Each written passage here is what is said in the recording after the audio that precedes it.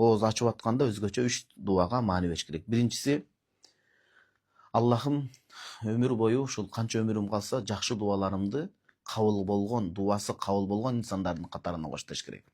Дуасы кабыл болгон инсандардын катарына кошулса, кийин кандай жакшы дуаларды кылбасын кабыл болот. Биринчиси ошол. Экинчиси, эки дүйнөнүн жакшылыгын сураш керек болот. Эки дүйнөнүн. Аллахым Роббана атина фид дуния хасана ва фил ахирати хасана ва кина азабаннар. Аллахым бул дүйнө жана акыреттин жакшылыктарын насип кылып, аркыл жамандыктардан асырап сакта деп. Бул экинчи дуа. Үчүнчүсү, Аллахым эки дүйнөнүн тынчтыгын, саламаттыгын насип кыл деп. Эки дүйнөнүн тынчтыгынын ичине жалган жалаадан алыс болуу, курулай дооматка, саткындыкка, туура эмес нерселерге, шерменделик, уятка калбоо деген маселелер камтылат. Демек, ооз ачып атканда өзгөчө, кыскача көп нерсени камтыган нерсени сурайт экенбиз. Дуам кабыл болгон инсандардын катарында кыл. Экинчиси, эки дүйнөнүн жакшылыгын бер. Үчүнчүсү, эки дүйнөнүн ар кандай апаат, кырсык, ар кандай сыноо, оор балелеринен сакта деп.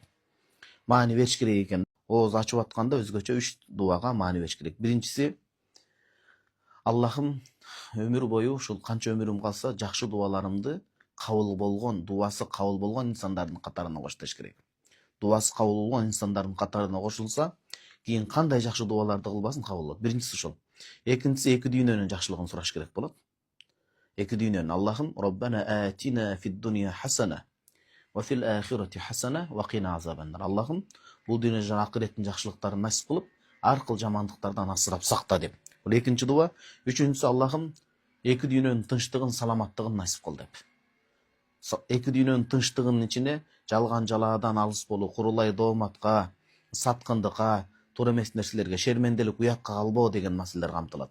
Демек, ооз ачып атканда өзгөчө, кыскача көп нерсени камтыган нерсени сурайт экенбиз. Дуам кабыл болгон инсандардын катарында кыл. Экинчиси, эки дүйнөнүн жакшылыгын бер. Үчүнчүсү, эки дүйнөнүн ар кандай апаат, кырсык, ар кандай сыноо, оор балелеринен сакта деп. Маани бериш керек экен.